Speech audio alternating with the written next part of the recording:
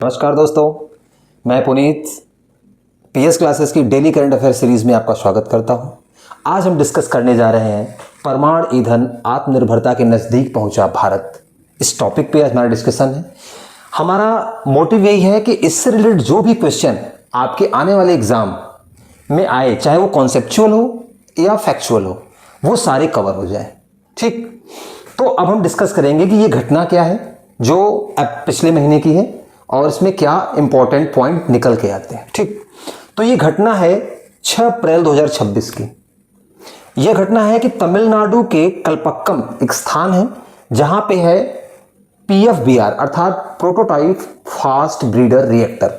Reactor का मतलब आप समझ ही रहे होंगे, जिसमें हम ऊर्जा उत्पादन करते हैं। तो इसमें हमने क्या हासिल किया है? इसमें हमने हासिल की है क्रिटिकलिटी। क्या हासिल की है? क्रिटिकलिटी। ये सब याद रखिएगा, मैं आपको इसका मतलब ही बताता चलूंगा। ठीक है, ये हासिल किए। तो अब हम बात करते हैं पीएफबीआर क्या है, प्रोटोटाइप फास्ट ब्रीडर रिएक्टर होता क्या है। तो फास्ट ब्रीडर रिएक्टर में देखिए शब्द एक ब्रीडर शब्द है। ब्रीडर का मतलब होता है पैदा करने वाला या वृद्धि करने वाला, इंक्रीमेंट करने वाला। तो ब्रीडर से मतलब है कि ये ऐसा रिएक्टर होता है जिसमें जितना ईंधन डालेंगे उससे ज्यादा मात्रा में ये ईंधन प्रोड्यूस कर देगा। ठीक है, तो अब इसमें क्या हुआ है? क्रिटिकलिटी हासिल हुई है। तो क्रिटिकलिटी का मतलब क्या होता है? क्रिटिकलिटी का मतलब ये होता है कि उस चेन रिएक्शन में जिससे परमाणु ऊर्जा उत्पन्न की जा रही है, न्यूक्लियर एनर्जी प्रोड्यूस की जा रही है, उसमें पर्याप्त रूप से इतने न्यूट्रॉन वो उत्पन्न कर देगा, प्रोड्यूस कर देगा कि वो चेन रिएक्शन हमेशा चलती रहे और स्वनियंत्रित रहे, सेल्फ कंट्रोल्ड रहे। ठीक, तो ये बात आप समझ गए कि पीएफबीआर क्या होता है और क्रिटिकलिटी क्या होती है। तो अच्छा, ये चीज यहां से उठता है कि इस पीएफबीआर जो है प्रोटोटाइप फास्ट ब्रीडर रिएक्टर, इसको रन कौन करता है, कौन सी संस्था करती है? क्योंकि कई बार एग्जाम में ये पूछा जा सकता है। तो इसको रन करने वाली संस्था है भाविनी। ठीक है, BHAVINI, भाविनी। ये इंपॉर्टेंट पॉइंट है, आप याद रखिएगा। भाविनी का अर्थ क्या है? भारतीय नाभिकीय विद्युत निगम लिमिटेड। ये संस्था है जो कि तमिलनाडु के कलपक्कम में जो बना है पीएफबीआर, उसको रन करती है या संचालित करती है। इसकी क्षमता कितनी है? तो वो है 500 मेगावाट। इतनी एनर्जी प्रोड्यूस कर सकता है। ये सब इंपॉर्टेंट फैक्ट है जो आपको याद रखने हैं। ठीक है, अच्छा, अब इस पे बात ये आती है कि ऐसा करने से क्या भारत ने कोई वर्ल्ड रिकॉर्ड क्रिएट किया है? तो हाँ, भारत अगर इस जो क्रिटिकलिटी वाली सिचुएशन है, स्टेज है, अगर इसको पूर्ण रूप से कॉमर्शियली अगर इसको ये सेटअप कर दिया, हाँ, इस लेवल पे लागू कर दिया पूर्णतः और चालू कर दिया, तो विश्व में ऐसा करने वाला वो दूसरा देश होगा। ये याद रखिएगा, एग्जाम में पूछा जा सकता है कि ऐसा करने वाला वो विश्व का कैसा कौन सा नंबर का देश है, तो दूसरा देश बनेगा। और पहला कौन सा देश है? तो भारत के पहले रूस कर चुका है। ठीक है, तो पहला रूस, दूसरा भारत। वाणिज्यिक रूप से याद रखना, वाणिज्यिक रूप से, कॉमर्शियली। ठीक है, अच्छा, अब हम बात करेंगे कि ये क्रिटिकलिटी हासिल करने से भारत को लाभ कैसे, क्योंकि हम कह रहे हैं कि भारत आत्मनिर्भर हो जाएगा। तो क्यों, क्या अभी निर्भर नहीं है, आत्मनिर्भर नहीं है भारत अपने पे? तो बात ऐसी है कि जो हमारे आज के रिएक्टर हैं, जो परमाणु ऊर्जा उत्पादित करते हैं, न्यूक्लियर एनर्जी प्रोड्यूस करते हैं, उसका जो फ्यूल है यूरेनियम 235। आप जानते होंगे जो एटॉमिक फ्यूल होता है वो यूरेनियम होता है। तो अब ये हमारे देश में प्रोड्यूस कम होता है, तो ये हमें क्या है, फिर हम विदेशों से इसका इंपोर्ट करते हैं, आयात करते हैं।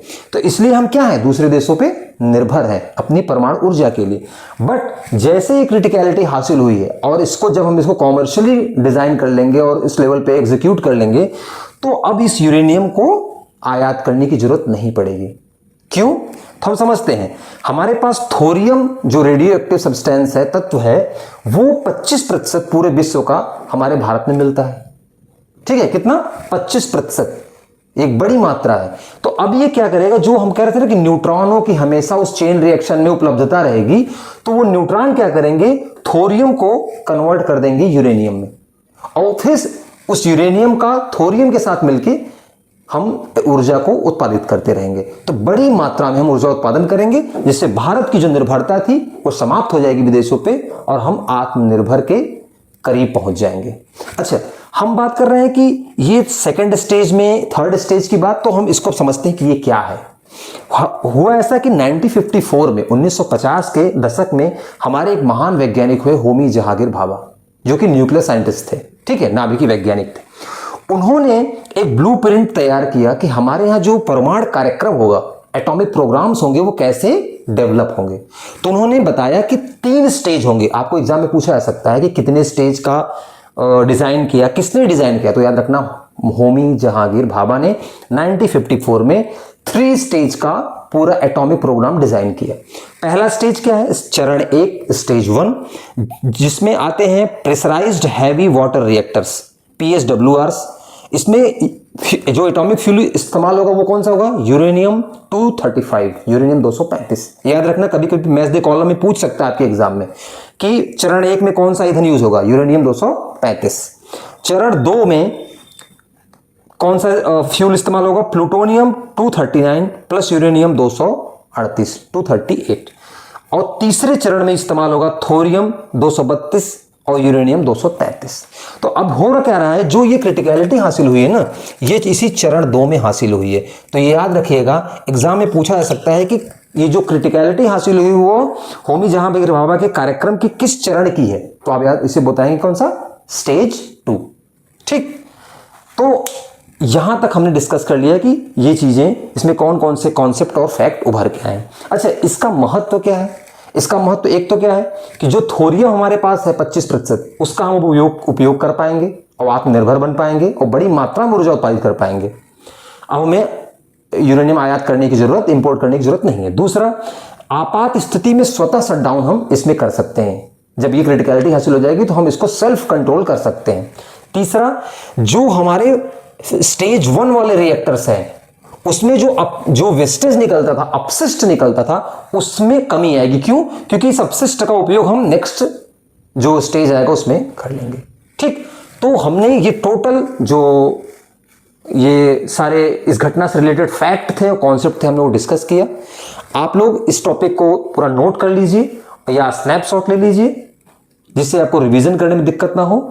और ऐसे ही इंफॉर्मेटिव वीडियोस के लिए आप हमारे चैनल से जुड़े रहें।